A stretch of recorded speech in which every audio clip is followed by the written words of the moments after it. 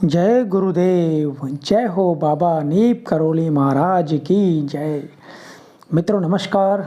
आशा करता हूँ आपको मेरे द्वारा प्रस्तुत किए गए प्रसंग पसंद आ रहे होंगे और आप उन्हें लाइक, कमेंट और शेयर करते जा रहे होंगे, ताकि मेरा उत्साह बढ़ रहा है इसी चीज़ों से और मुझे प्रेरणा मिल रही है कि मैं रोज़ एक इसी तरह की वीडियो, कोई ना कोई अच्छी वीडियो आपके समक्ष लाता रहूं। तो चलिए शुरू करते हैं आज की का प्रसंग इन्हीं बातों के साथ में। जय हो बाबा नीप करोली महाराज, जय गुरुदेव।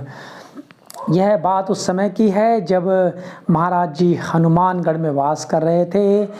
ये एक उनके भक्त हैं, उनका नाम है पूरनचंद जोशी जी।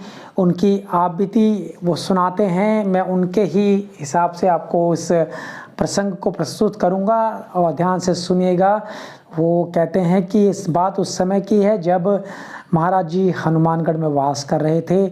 मेरा स्वास्थ्य उत्तरोत्तर गिरता जा रहा था, जरा भी भोजन नहीं पचता था, जो खाता था उल्टी हो जाती थी, शरीर से मांस लगभग गायब हो गया था, सिर्फ हड्डियां ही हड्डियां शरीर में दिखाई दे रही थी। मैं बजरंगगढ़ में महाराज जी के ही साथ था। एक दिन प्रातःकाल महाराज जी मुझे पांडे जी के घर ले गए। वे सिपाही धारा में रहते थे। वहाँ महाराज जी ने लस्सी पीने की इच्छा जाहिर की।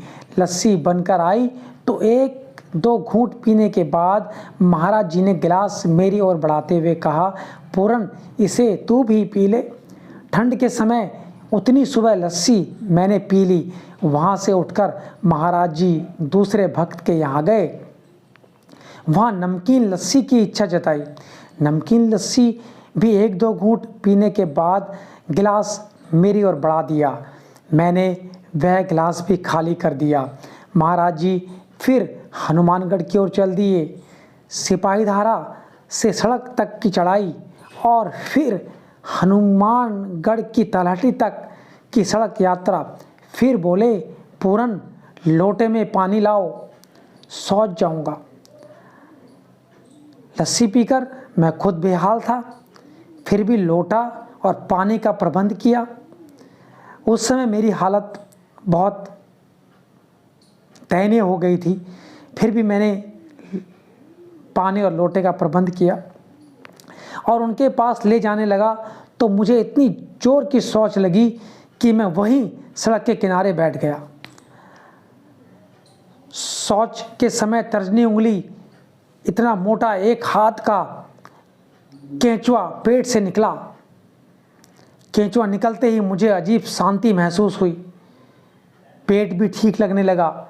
मैं लोटे में पानी भरकर महाराज जी के पास आया तो वो मुझे देखकर हंसने लगे। वे शौच नहीं गए। इसके बाद मेरा स्वास्थ्य पूर्वतः हो गया। मैं समझता हूँ यह सब महाराज जी के प्रसाद का ही फल था। ये एक महाराज जी के भक्त थे पूरनचंद्र जोशी जी। उनकी आप बीती मैंने आपके समक्ष रखी, उनके ही शब्दों में जैसा उनके साथ व्यतीत हुआ उसी तरह से। तो इस तरह से हमारे महाराज जी अपने भक्तों के दुखों को हर लिया करते थे। तो ये हमारे बाबा जी गुरुदेव बाबा नीप करोली महाराज जी, जिनका धाम कैंची धाम नैनीताल में स्थित है। आपको भी कभी समय मिले तो जाइए, देखिए, बाबा जी के दर्शन कीजिए और बोलते रहिए, जय हो बाबा नीप करोली महाराज की जय। आशा करता हूँ आप सभी को प्रसंग पसंद आया होगा। आपने वीडियो को लाइक नहीं किया तो लाइक कर दीजिए, शेयर कर दीजिए, कमेंट कर दीजिए। कमेंट करते रहिए ताकि मुझे प्रेरणा मिलती रहे इसी तरह की वीडियो आपके समक्ष प्रस्तुत करने की। और अगर चैनल को सब्सक्राइब नहीं किया है तो सब्सक्राइब कर लीजिए, ताकि आपको सबसे पहले बेल आइकन भी दबा दीजिएगा, सबसे पहले वीडियो का नोटिफिकेशन आपके पास में आए। सो धन्यवाद धन्यवाद धन्यवाद।